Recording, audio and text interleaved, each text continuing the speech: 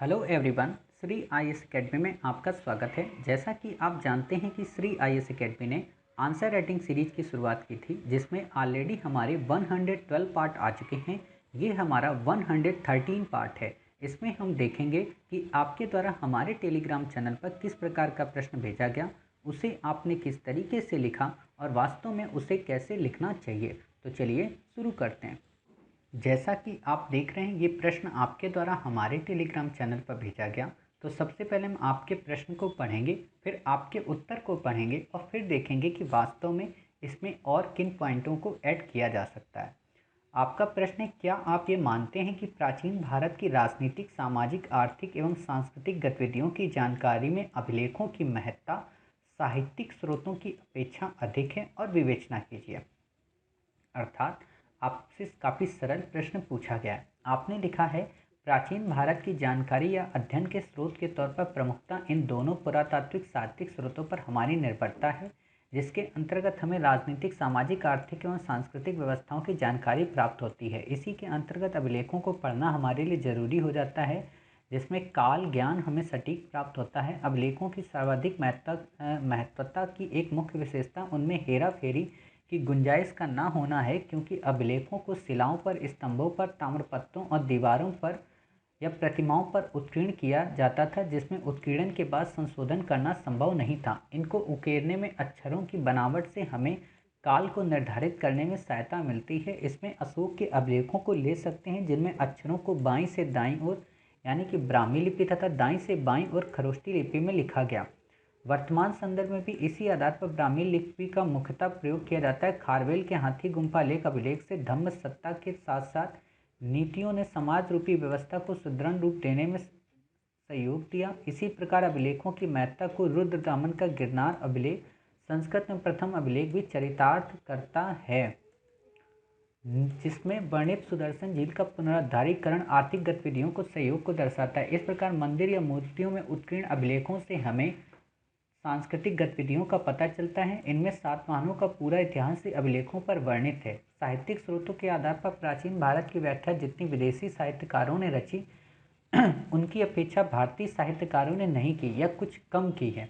अर्थात हेरोडोटस के इतिहास लेखन की बराबरी भी भारतीय इतिहासकार नहीं करते हैं। फिर भी भारतीय साहित्य की संकल्पनाएं उनसे भिन्न एवं महत्वपूर्ण थी, जैसे नैतिक मूल्यों, शिक्षाओं का समावेश, धार्मिक साहित्य स्रोतों, वेद, ब्राह्मण ग्रंथ, आरण्यक, उपनिषद, वेदांग, स्मृतियाँ आदि, धर्म, अर्थ, काम, मोक्ष की संकल्पना से राजनीतिक, आर्थिक, सामाजिक संस्कृति में वर्णित किया गया है। अन्य साहित्यिक स्रोतों, बौद्ध साहित्य, जैन साहित्य और सामाजिक सुधारकों में सामाजिक जटिलताओं में तोड़कर नए विचारों को प्रतिपादित कर आर्थिक सामाजिक उत्थान का काम किया।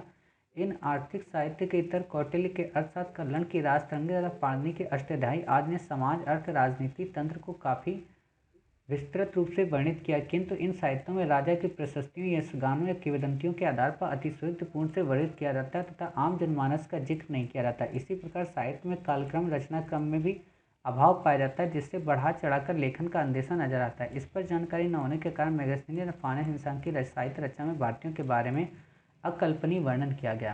पहली चीज़, आपको इतने बड़े बड़े पैरा ही नहीं लिखने हैं। आपने इतना बड़ा पैरा लिखा है और शब्दों को इतना ज़्यादा एक दूसरे के साथ समेट दिया है कि पढ़ने में ही जटिलता लग रही। तो पहली बात तो अपनी इस शब्दावली और लेखांकन को सुधारें। दूसरी बात यह है कि आपने जो इतने बड़े बड़े पैरा लिखे हैं और इतने ज़्यादा इसमें ब्रैकेट यूज किए हैं, लगभग सब कुछ डालने का प्रयत्न किया है, तो ये आपका जो उत्तर है, ये वास्तव में प्रश्न का उत्तर ना होकर ये एक लेख बन गया है। तो आपको ऐसे लेखांश की तरह उत्तर लेखन नहीं करना है। क्लियर? आपको सामान्य जानकारी पूछिए तो सिर्फ सामान्य जानकारी दें। अर्थात आपसे उसने सिर्फ पूछा कि आप ये बताइए कि प्राचीन भारत के राजनीतिक, सामाजिक, आर्थिक और सांस्कृतिक गतिविधियों के लिए अभिलेखों की क्या महत्ता है और उसी परिप्रेक्ष्य में साहित्य की क्या महत्ता है। तो आप एक एक करके सबका सामान्य परिचय देते जाएं कि राजनीति की जानकारी कैसे मिलती है, जैसे अशोक की सीमाओं का उल्लेख, आर्थिक जानकारी कैसे मिलती है, 111 महास्थान अभिलेख, सांस्कृतिक गतिविधियों की जानकारी कैसे मिलती है, कई सारे अभिलेख ऐसे, चाहे वो लुम्बनदेही का अभिलेख हो, जिनसे हमें ये पता चलता है कि बुद्ध का जन्म कहाँ हुआ, ये सारी चीज़ों से हमें पता चलता है। समझ गए? या सारनाथ के स्तंभ से, ये चीज़ों का आपको उल्लेख करना है। दूसरी बात ये भी है कि वास्तव में ये जो प्रश्न है, ये पूरी मॉडर्न इंडिया पढ़ने के बाद ही अच्छे से लिखा जा सकता है। लेकिन क्या है कि स्रोत का टॉपिक पहले यूपीएससी ने दे दिया है, इसीलिए इसको पढ़ने में और इसको लिखने में जटिलता होती है। ये एक तरीके का आप समझो कि प्रस्तावना, पूरी बुक की प्रस्तावना है, अर्थात पूरे के पूरे एंसेंट इंडिया का आपको सार प्रस्तुत करना है। इसीलिए भी आपके पास जानकारी के अभाव के कारण सभी तथ्यों को डालने की प्रवृत्ति बन गई। लेकिन फिर भी आपके पास जो तथ्य थे, जो आपके पास जानकारी थी, उसका भी आप कुशलतम उपयोग कर सकते थे, बशर्ते आप इनको पैरा में तोड़ें, साथ ही आप इनके अंतर्गत बिंदुओं के लिए जगह छोड़ें। मतलब इतना गहराई में नहीं लिखना है। जैसे आपने कितने वर्ड लिखे, 4 4 8, 8 वर्ड नहीं लिखने, 7 वर्ड से ज़्यादा आपकी किसी भी लाइन में वर्ड नहीं आने चाहिए। क्लियर। और पैरा छोटे छोटे हों। पहले आप पहले पैरा की लाइन को एक्सप्लेन करो, समझ गए, इस पूरी लाइन को। और जब आप पूरी लाइन को एक्सप्लेन करोगे तो यहाँ तक आएगा। आपने क्या किया, केवल अभिलेखों को पूरा यहाँ तक डिटेल में यहाँ से लेके यहाँ तक बता दिया, और फिर दूसरे में आपने ये बता दिया। विवेचना आपने कहीं पे की नहीं। तो जब आपने विवेचना नहीं की और आपसे विवेचना का भाग ही पूछा है, विवेचना कीजिए, तो आपका उत्तर तो आधा हुआ। अर्थात अगर ये 10 नंबर का प्रश्न हुआ तो आपको सिर्फ 5 नंबर पे वो चेक करेगा और 5 पे आपको 3 या 2 नंबर दे देगा। तो ऐसी गलतियां नहीं करनी, मतलब सब कुछ डालने की प्रवृत्ति से भी बचना है। कभी कभी क्या होता है कि हमारे पास तथ्य और तार्किकता इतनी ज़्यादा होती है कि हम प्रश्न की मूल डिमांड से भटक जाते हैं और सोचते हैं कि हर एक तथ्य, हर एक तर्क को डाल दें तो इससे एग्जामिनर प्रसन्न हो जाएगा। ऐसा नहीं करना है आपको। जैसे आपने यहाँ पे कई सारे तथ्य डाल दिए, इतने ढेर सारे तथ्य नहीं डालने हैं कि अभिलेखों को शिलाओं पर, स्तंभों पर, ये रीजन नहीं देना है। बस ये देना है कि हाँ, अभिलेखों में हेरा फेरी की गुंजाइश नहीं हो सकती क्योंकि ये शिलाओं पर अंकित किए जाते हैं। बस ये 4 पॉइंट आपके यहाँ बच गए।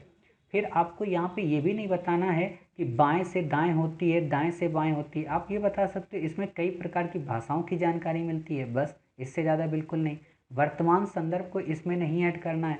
खारवेल के हाथी गुम्फा लेख की जानकारी तो देनी, लेकिन इसकी सीमा भी बतानी है जब आप खंडन करते हो, समझ गए।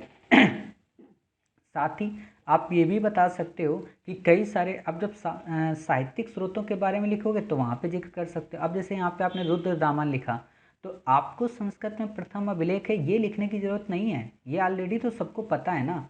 आपको बस रुद्रदामन का गिरनार अभिलेख लिखना है, और रुद्रदामन का गिरनार अभिलेख इतना डिटेल में नहीं लिखना है। आप ये लिख दो कि सुदर्शन झील के निर्माण, और ब्रैकेट में लिख दो गिरनार अभिलेख, बस।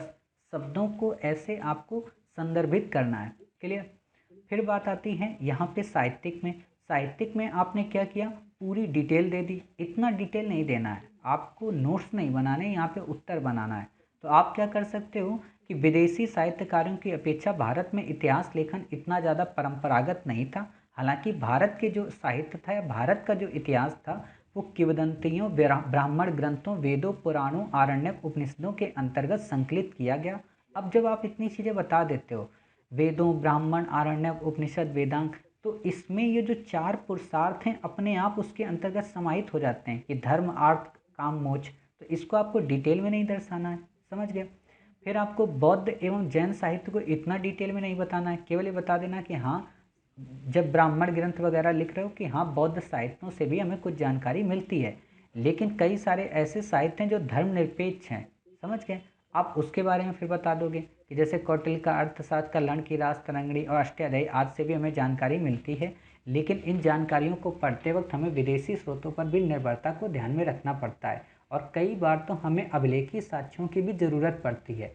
अतः प्राचीन भारत के इतिहास को तथ्य परक और तार्किकता की दृष्टि से देखते हुए एक गहन विश्लेषण के निष्कर्ष पर पहुंचने के लिए हमें न केवल साहित्यिक स्रोतों की जरूरत पड़ती है, बल्कि साहित्य के साथ साथ अभिलेखी साक्ष्य व विदेशी स्रोतों के संयोजन से ही हम एक बेहतरीन उत्तर या बेहतरीन इतिहास लेखन कर सकते हैं जो पूरी तरह से पूर्वाग्रह रहित होगा। क्लियर। तो आप ऐसे अपना निष्कर्ष दे दोगे, ये विवेचना काफ़ी अच्छी रहेगी। क्लियर। तो उम्मीद है आप समझ गए होंगे कि वास्तव में आपने अपने प्रश्न के उत्तर लेखन में किन किन गलतियों को किया है और उन गलतियों को किस तरीके से आपको दूर करना है। कोशिश है कि आप अपने नेक्स्ट प्रश्न में इन गलतियों को दूर करेंगे, और ख़ास तौर पर ये जो लेखन शैली है इसको इतना संक्षेप मत बचाइए। देखिए, पेज का लालच अगर आप करते हो, लेखन का लालच करते हो, तो वास्तव में फिर आप यूपीएससी एस्पायरेंट नहीं हो। आप खुद जानते हो कि जब आप आईएएस बन जाओगे तो आपको एक पेज में एक लेटर लिखना होता है और उसमें लेटर में केवल 3 से 4 लाइनें ही लिखनी होती हैं। तो फिर पेज की बचत नहीं करना है। क्लियर। दूसरी बात ये है कि आप नेक्स्ट टाइम से इन पैरा को छोटा छोटा करेंगे। समझ गए। ज़्यादा बड़ा पैरा वास्तव में खतरनाक हो जाता है, क्योंकि पढ़ने में ही जब मुझे बोरियत हो रही तो एग्जामिनर को क्यों नहीं होगी। साथ ही वर्ड लिमिट पर भी आप ध्यान रखिए, आपकी वर्ड लिमिट काफ़ी ज़्यादा हो गई है। शॉर्ट में कैसे लिखना है मैंने ऑलरेडी ये चीज़ें बता दी हैं। और यहाँ पे जो ये वर्ड हैं किसी भी हालत में बाहर नहीं जाने चाहिए, नहीं तो आपके नंबर कट जाएंगे। और ऐसे जो ये काटा पीटी की जाती है, ऐसी काटा पीटी भी नहीं करनी है, इसको बस एक लाइन से काट दो। और शब्दों को काफ़ी, आपकी राइटिंग पठनी होनी चाहिए, लेकिन पठने का मतलब ये नहीं होता कि आप कहीं पे भी कुछ लिख दो। स्पेस बनाओ हर एक लाइन में। मतलब आपकी लाइन एक ये हो तो दूसरी ये हो, या तीसरी दूसरी ये हो और तीसरी ये हो, बीच में थोड़ा सा स्पेस नज़र आए। क्लियर। तो उम्मीद है आप पूरे प्रश्न के उत्तर को समझ गए होंगे। साथ ही आप ये भी समझ गए होंगे कि वास्तव में आपको प्रश्न का उत्तर कैसे लिखना है। क्लियर।